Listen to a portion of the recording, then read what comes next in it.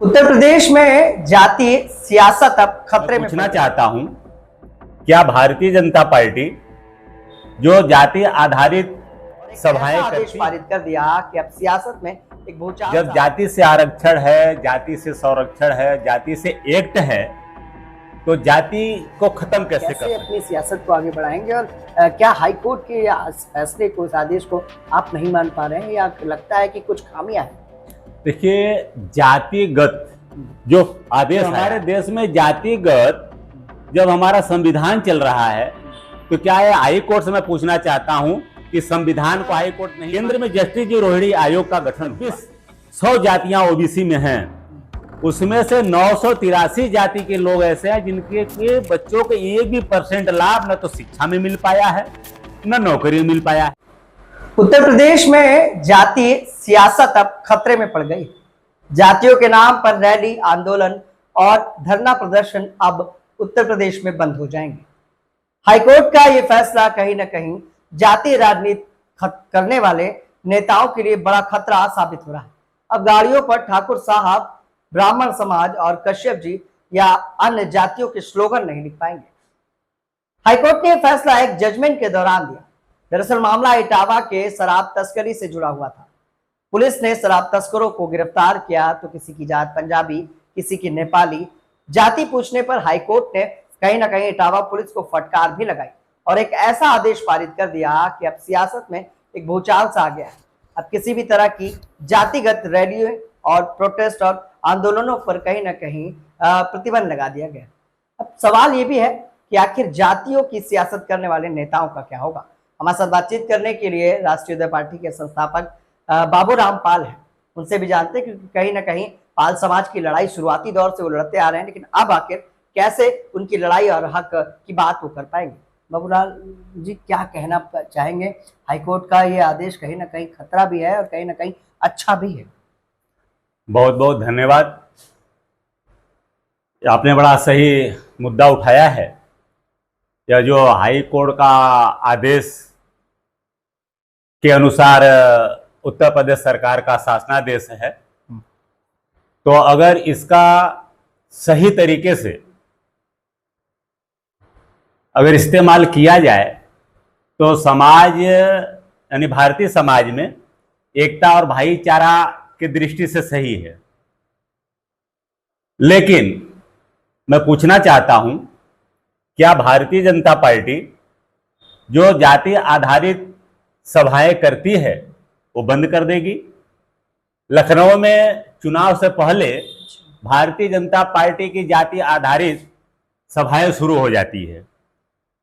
तो पाल जी, अब तो हाईकोर्ट का आदेश हो गया है, कैसे करेगी भारतीय जनता पार्टी? भी तो नहीं कर पाएगी। वही हम बता रहा हूं। गर्व से हमारे प्रधानमंत्री जी कहते हैं कि हम पिछड़ा समाज से हूं, और हमारे मुख्यमंत्री आदित्यनाथ जी कहते हैं भैया हम क्षत्रिय समाज से हूं।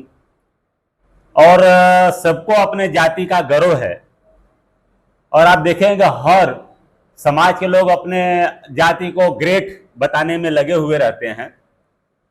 और ये जाति जो है कि हमारे देश की सच्चाई है। अगर संविधान की हम बात करें तो संविधान में भी जाति मजबूती के साथ अंकित है। जब जाति से आरक्षण है, जाति से संरक्षण है, जाति से एक्ट है, तो जाति को खत्म कैसे कर सकते हैं? हाँ, ये जरूर इस पे सरकार को काम करना चाहिए कि जातिवाद को खत्म करने के लिए काम करना चाहिए। लेकिन न तो जातिवाद को खत्म करने के लिए यह आदेश लगाया गया, लागू किया गया है, न तो जाति को खत्म करने के लिए आदेश लगाया गया है। इसमें जो जाति के पीड़ित हैं, शोषित हैं, वंचित हैं, पिछड़े हैं, जिनके साथ अत्याचार अन्याय आए दिन हो रहा है, मर्डर हो रहा है, बलात्कार हो रहा है, अपहरण हो रहा है, ऐसे समाज के संघर्ष को रोकने के लिए आदेश आया है। चूंकि हम देख रहे हैं, पार्टी बना के हम गांव गांव जाते हैं, चूंकि हमारा जो समाज है अति पिछड़ा समाज या पशुपालक समाज है, ये गांवों में खेत खलिहान में नदी नालों के किनारे निवास करता है। सबसे ज्यादा अत्याचार अन्याय इसी समाज के साथ हो रहा है। अब इस समाज की लड़ाई लड़ने के लिए कोई आगे नहीं आ पाएगा। न तो रैली के माध्यम से आ पाएगा, न तो धरना प्रदर्शन कर पाएगा, न तो संघर्ष कर पाएगा।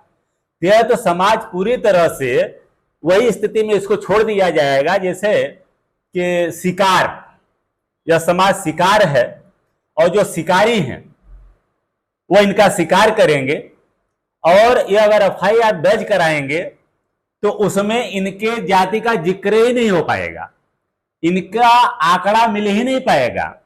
किस जो शिकार समाज इनको ये बना दिए हैं, जो अति पिछड़े और शोषित वंचित हैं, जिनका आए दिन अत्याचार अन्याय हो रहा है, ये और चरम सीमा पर होते जाएगा, इनका कोई डाटा नहीं रहेगा। मतलब कल को समझ लीजिए इस तरीके से संघर्ष चल रहा है, हम लोग संघर्ष कर रहे हैं।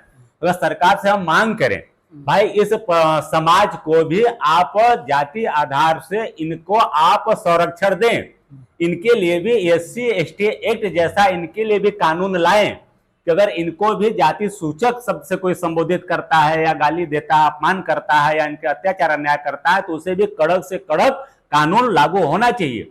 अब ये तो मांग भी कोई संस्था या कोई नेता नहीं कर पाएगा। और गांवों में हम देखते हैं, घूमते हैं, अब बात एससी एसटी की हम करें तो एससी एसटी एक्ट का दुरुपयोग शहरों में नहीं होता है, यह गांवों में होता है, और यह गांवों में इसका दुरुपयोग किया और कराया जाता है। एससी एसटी एक्ट का भी दुरुपयोग गांवों में अति पिछड़े समाज यानी ओबीसी समाज के जो उभरते हुए लोग हैं, जो आवाज उठाते हैं, राजनीति में आगे आते हैं या मेहनत करके आगे आते हैं, इनको रोकने के लिए इस एक्ट का दुरुपयोग किया और कराया जाता है। तो ऐसे में अब अति पिछड़ा समाज अपनी आवाज भी नहीं उठा पाएगा, और कल को अगर किसी से अगर डाटा मांगना पड़ा आरटीआई के माध्यम से या किसी माध्यम से थाने पे, भाई कितना एफआईआर दर्ज हुआ साल का अति पिछड़े समाज पर, वो बोले कोई डाटा नहीं है। तो यह सरकार के जो मंशा है वो कहीं न कहीं अति पिछड़े अंतर पिछड़े समाज को शिकार बना करके शोषण करने और करवाने की मंशा प्रतीत हो रही है। अच्छा पाल जी, मतलब कहीं ना कहीं आदेश में ये स्पष्ट किया गया है कि जातिगत चीजें आप नहीं कर सकते हैं, और सियासत करने वाले, जैसे आपने कहा कि जातियों के नाम पर जो व्यक्ति लड़ाई लड़ता था वो कहीं ना कहीं उसको बंद कर दिया गया है, वो लड़ाई नहीं लड़ पाएगा, डर से नहीं लड़ पाएगा कि कहीं ना कहीं उस पर मुकदमे भी दर्ज हो जाएंगे।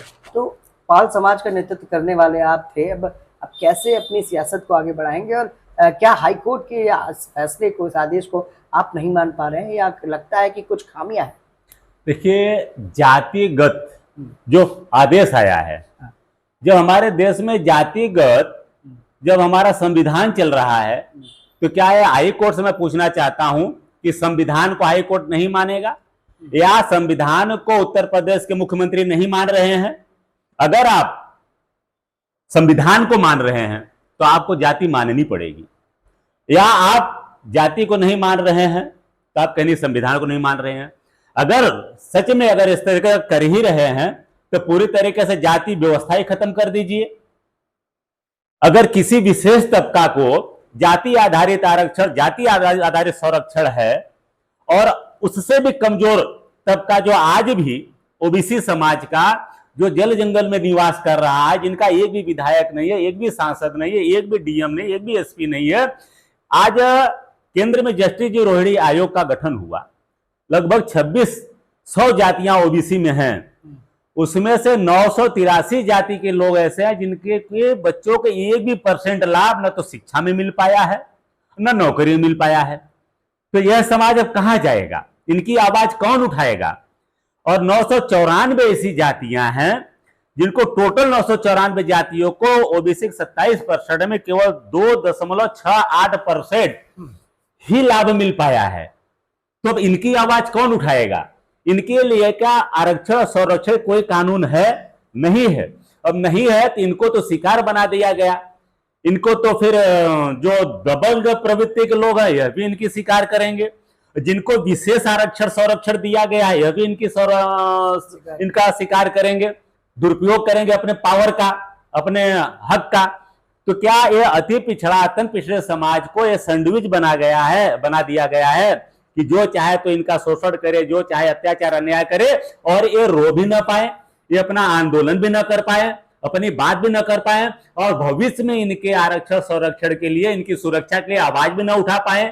ये कहीं न कहीं से आने वाले दिनों में ओबीसी समाज के जो अति पिछड़ा समाज है, जिनकी जनसंख्या उत्तर प्रदेश में 54% है, इनके साथ घोर अत्याचार अन्याय होगा और इसका बड़ा गंभीर परिणाम इस ओबीसी समाज को भुगतना पड़ेगा। पाल जी, देखिए, जातिगत रैलियां या इस तरह की राजनीतिक बैठक पर रोक लगा दी गई है, लेकिन इस फैसले को किस तरह से देखते हैं, जो कहीं ना कहीं एक कानून की बात की जा रही है कि मुकदमे एफआईआर में आरोपी अपराधी का नाम, जाति ना लिखी जाए, उसके साथ साथ चार्जशीट या जो भी मेमो, जिस तरह के कागजात कोर्ट कचहरी और चार्जशीट वगैरह में बनते हैं, उस पर जाति ना लिखने की बात की जाए, तो ये किस हद तक सही मानते हैं? देखिए, अपराधी है, अपराधी की जात न लिखने की बात है, मैं सहमत हूं। क्योंकि कोई भी अपराधी होता है तो भाई स्वाभाविक है किसी न किसी जाति का होगा, लेकिन उसके वजह से, एक अपराधी की वजह से पूरे जाति को अपराधी समझ लेना या घोषणा करना या मानना, वह गलत है।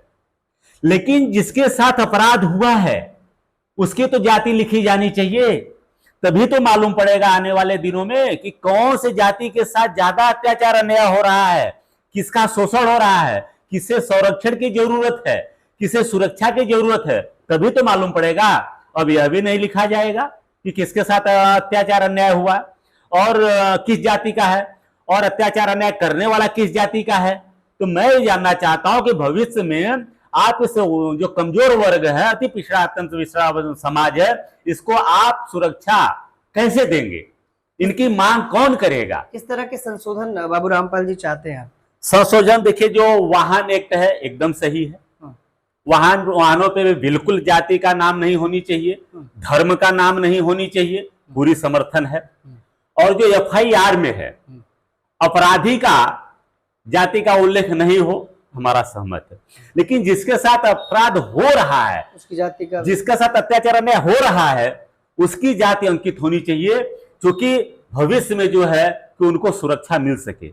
आज हम देखते हैं, गांव में घूमते हैं, खास करके पशुपालक समाज के साथ अत्याचार अन्याय चरम सीमा पे है। आए दिन उनके पशुओं की भी डकैती दिन में हो रही है, पशुपालकों की हत्याएं दिन में हो रहा है, एफआईआर में दर्ज नहीं हो रहा है। हम सब एक प्रयास कर रहे हैं कि इनकी आवाज को उठाएं, लेकिन हमारी भी आवाज आगे तक नहीं जा रही है।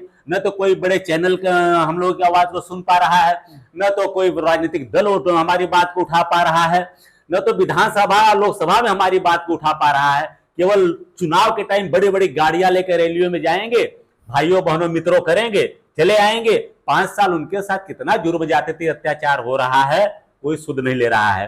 तो आने वाले दिनों में ये कानून लागू होता है तो न उनका एफआईआर में जिक्र होगा, न उनकी कोई आवाज उठाएगा।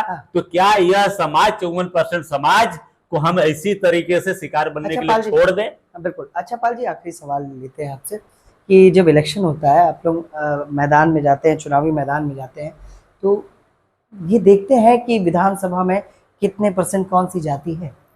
100% देख करके ही बड़ी पार्टियां तो आज पूरा डेटा उनके पास है कि किस विधानसभा में किस जाति की कितनी जनसंख्या है, उसकी कितनी वोट पड़ी और किस पार्टी में पड़ी, इतना गणित फिट करके रहते हैं।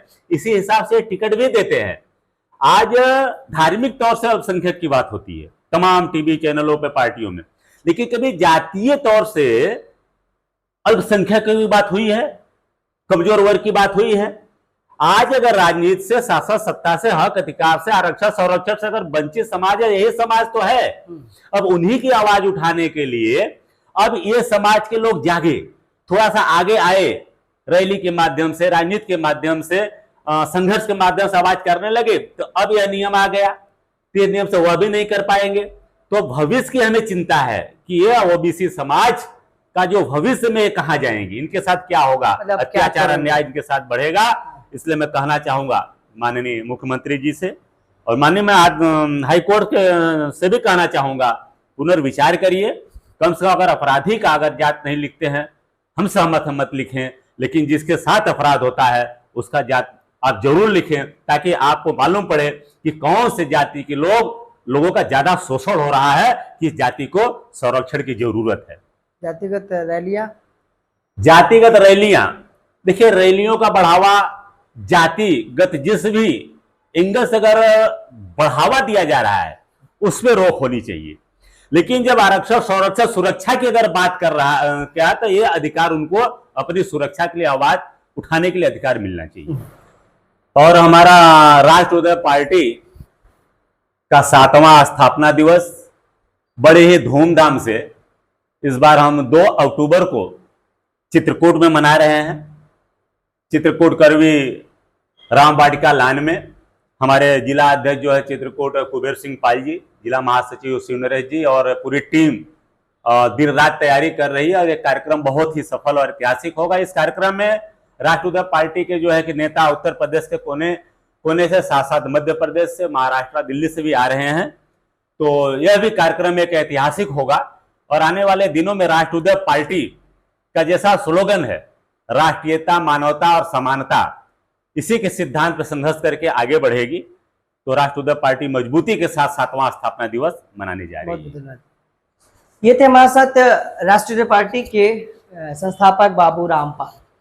उत्तर प्रदेश की सियासत में भूचाल आ गया है क्योंकि जातिगत रैलियां नहीं हो पाएंगी। जातिगत गणना की बात पूर्व में की जा रही थी और उस गणना को कहीं ना कहीं लागू भी किया गया, लेकिन अब सियासत आखिर कौन सा रुख अपनाएगा। बाबू रामपाल ने उत्तर प्रदेश की सरकार और माननीय हाईकोर्ट से ये निवेदन भी किया है और कहीं ना कहीं चेतावनी के तौर पर भी कहा कि आखिर बढ़ते अपराध को कैसे ये बताया जाएगा कि कौन अपराधी है और कौन पीड़ित है।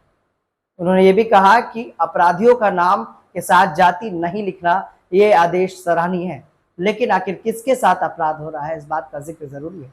और व्हीकल एक्ट जो पुराना एक्ट है जिसे कहीं ना कहीं संशोधित किया गया है, उसके बारे में भी उन्होंने कहा कि वाहनों पर इस तरह के जो नाम लिख के चले जाते हैं उनके लिए भी हाईकोर्ट का यह फैसला सराहनीय है। सहयोगी भरत के साथ में विक्रम, लखनऊ से। क्या आप भी कर रहे हैं कुछ खास? क्या आप भी ला रहे हैं समाज में परिवर्तन? क्या आपने भी हासिल की है उपलब्धियां? तो हमारे ताजा तरीन शो पॉडकास्ट में आप बन सकते हैं गेस्ट और बता सकते हैं अपनी जीवन यात्रा। जर्नलिस्ट यूपी लाइव न्यूज लगातार पॉडकास्ट एपिसोड में उन खास शख्सियतों से आपको रूबरू करा रहा है जो समाज में परिवर्तन लाए हैं, जिन्होंने समाज में अपना एक अच्छा मुकाम बनाया है और लोगों के लिए मिसाल बने। क्या आप भी समाज में परिवर्तन ला पाए? क्या आपने भी अपने जीवन में कोई मुकाम हासिल किया है? तो ये शो इंतजार कर रहा है आपका। नीचे दिए गए नंबर पे संपर्क करें और हमारे पॉडकास्ट का हिस्सा बने।